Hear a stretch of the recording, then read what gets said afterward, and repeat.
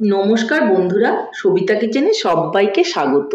আজও আমি আরও একটা রেসিপি নিয়ে হাজির হয়ে গেছি।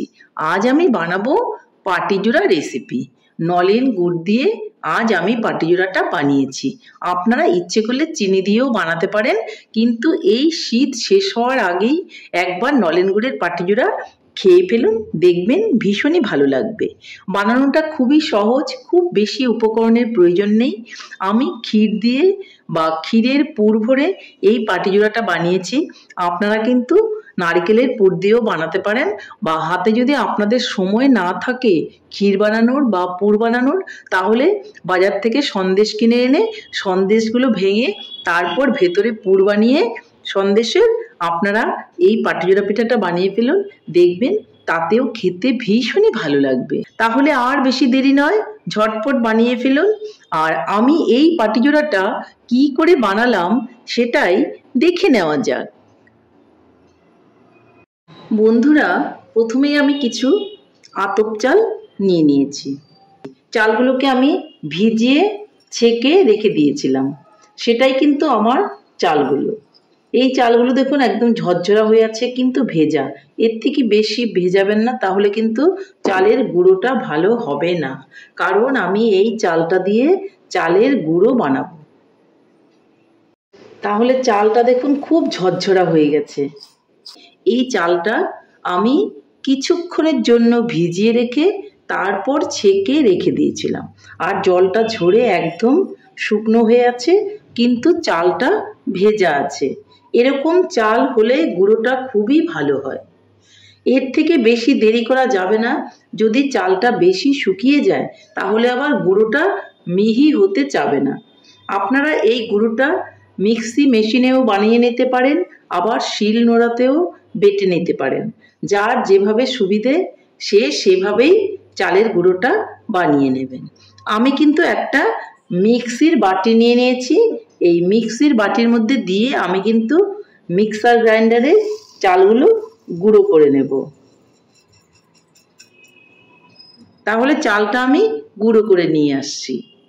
তাহলে বন্ধুরা দেখুন, চালের গুঁড়ো কিন্তু আমার হয়ে গেছে। কি সুন্দর গুঁড়ো হয়েছে দেখুন। কিন্তু এটাকে এখন আমাকে চেলে নিতে হবে, যার জন্য আমি নিয়ে নেব একটা পেপারের মধ্যে আমি চালের গুঁড়োটা চেলে নেব। তাহলে চালটা বেশ খুব সুন্দর জল থাকলে পরে গুঁড়োটার থেকে টেনে নেবে। গুঁড়ো যদি আপনার বেঁচেও যায় তাহলে কিন্তু গুঁড়োটা রেখে দিলে আর নষ্ট হবে না। যার জন্য আমি একবারে পেপার পেতে নিয়ে তার মধ্যে একটা ছাঁকনি নিয়ে চালটাকে চেলে গুঁড়িটা বের করে নেব। দেখুন আমি বের করে নিচ্ছি।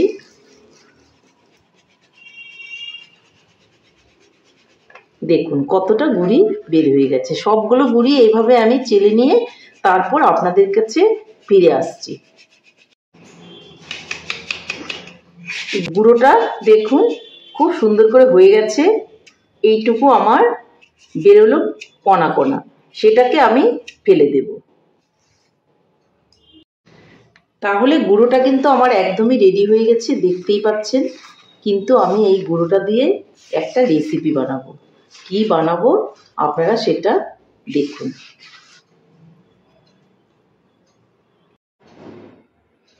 চালের গুঁড়োটা আমি একটা বোলের মধ্যে নিয়ে নিয়েছি। আমি কিন্তু এই চালের গুঁড়োটা দিয়ে বানাবো পাটিজোড়া। তাহলে আমি দেখাচ্ছি কি করে সব রেডি করি। আরও একটা বোল নিয়ে নিলাম, আর বোলের মধ্যে আমি এখান থেকে চালের গুঁড়ো নিয়ে নিচ্ছি। আপনারা যতটুকু বানাবেন ঠিক ততটুকুই চালের গুঁড়ো নিয়ে নেবেন। এই চালের গুঁড়োর মধ্যে দিয়ে দিব অল্প করে ময়দা। চালের গুঁড়ো আর ময়দাটাকে আমি একসঙ্গে একটু মিলিয়ে নিচ্ছি। আমি আজকে কিন্তু চিনি দিয়ে পাটিজোড়াটা বানাবো না, বানাবো আজকে গুড় দিয়ে। এই শীত শেষ হতে চলেছে বা হয়েও গেছে প্রায় শেষ, তো তার জন্য একটু গুড় দিয়ে পাটিজোড়া বানিয়ে নিচ্ছি। আমি চালের গুঁড়োর মধ্যে দিয়ে দেব নলেন গুড়। দেখুন গুড়টা কি সুন্দর। এই নলেন গুড় আমি চালের গুঁড়োর মধ্যে দিয়ে দিলাম, পরিমাপ মতো দিয়ে দিলাম। যদি প্রয়োজন হয় পরে আবারও দিয়ে দেব। আমি গুড়টা দিয়ে দিয়েছি আর এখন দিব দুধ। আপনারা কিন্তু জল দিয়েও গুলে নিতে পারেন, কিন্তু আমি দুধ দিয়ে পাটিজোড়াটা গুলে নেব, তাতে পাটিজোড়ার স্বাদ কিন্তু অনেক বেশি হবে। দেখুন কোনো ঝামেলা নেই, চালের গুঁড়োটা আমি ঝটপট করে নিলাম আর ঘরে থাকা উপকরণ দিয়েই আমি ব্যাটারটা বানিয়ে নিলাম। দেখুন কালারটা কি সুন্দর হয়েছে গুড় দিয়ে করার জন্য। ব্যাটারটা আপনি আপনার পছন্দ মতো বেশি বা কম বানিয়ে নেবেন। এর মধ্যে আরও একটুখানি দুধের প্রয়োজন আছে। আগেই বলেছি দুধ বাদ দিয়ে আপনারা জল দিয়েও বানাতে পারেন, তাতেও কিন্তু খেতে ভীষণই ভালো লাগে। ব্যাটারটা কিন্তু দেখুন রেডি হয়ে গেছে। এই যে ঠিক এরকমই বানাতে হবে, এর থেকে ঘন বা পাতলা কোনোটাই করা যাবে না। আর আমি আজকে পাটিজোড়া বানাবো বলে একটু ক্ষীর আগেই বানিয়ে রেখেছিলাম, মানে আগেই আমি ক্ষীরটা বানিয়ে রেখেছি। দেখুন ক্ষীরটাও কত সুন্দর হয়েছে। এই ক্ষীরটা দিয়ে আমি পাটিজোড়াটা বানাবো। হাতে সময় থাকলে আপনারা এই ব্যাটারটাকে 10 মিনিট রেখেও দিতে পারেন, আবার সময় না থাকলে সঙ্গে সঙ্গে বানিয়ে নিতে পারেন। কারণ আমি কিন্তু চিনি দিয়ে গুলিনি, চিনি দিয়ে গুললে কিছুক্ষণ রেখে দিতে হয় চিনিটা গলানোর জন্য। আমি নলেন গুড় দিয়ে ব্যাটারটা তৈরি করেছি, যার জন্য আমার গুড়টা কিন্তু গলায় ছিল আর ব্যাটারটাতে কোনো রকম অসুবিধে রইল না। তাহলে আমি এখন চলে যাচ্ছি উনানের দিকে। এদিকে আমি একটা প্যান বসিয়ে দিয়েছি আর প্যানটা আমি একটু তেল ব্রাশ করে নেব। এই যে দেখুন ব্রাশ নিয়েছি আর ব্রাশ করে দিচ্ছি এই প্যানটাকে।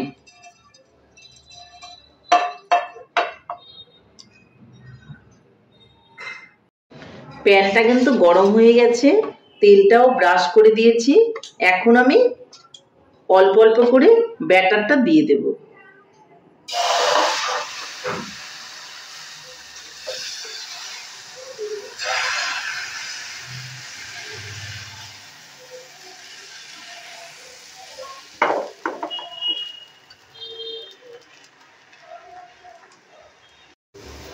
যখন উপরটা একটু শুকিয়ে আসবে তখন আমি এর মধ্যে দিয়ে দিব ক্ষীর, যেটা আমি বানিয়ে রেখেছিলাম। দেখুন ক্ষীরটা আমি দিয়ে দিচ্ছি। ক্ষীরটা চেষ্টা করবেন একটু লম্বালম্বি ভাবে কভার করে দেওয়ার। দেখুন আমি ক্ষীরটাকে দিয়ে দিয়েছি আর এখন আমি এটাকে রোল করে দেব।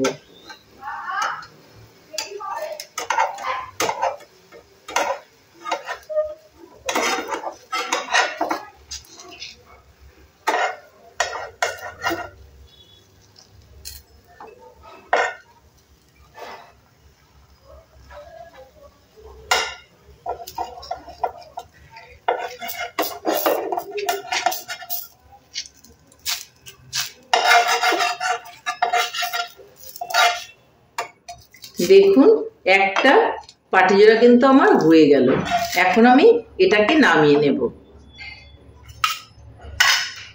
আবারও কিন্তু আমি এখানে তেল ব্রাশ করে নেব।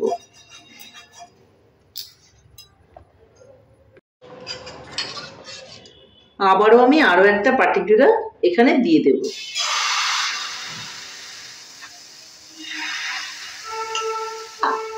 একইভাবে আমি পাটিজোড়াগুলোকে ভেজে তুলে নেব।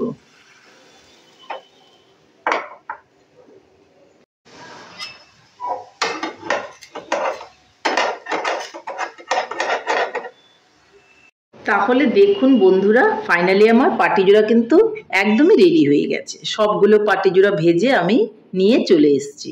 তাহলে বন্ধুরা আমার রেসিপিটা কেমন হয়েছে? আমার রেসিপিটা যদি আপনাদের ভালো লাগে তাহলে লাইক, শেয়ার, কমেন্ট করতে ভুলবেন না। আর আপনি যদি আমার চ্যানেলে নতুন বন্ধু হয়ে থাকেন তাহলে চ্যানেলটা সাবস্ক্রাইব করার অনুরোধ রইল। পাশে থাকা বেল আইকনটি প্রেস করে রাখুন আমার নিত্য নতুন রেসিপির আপডেট পেতে।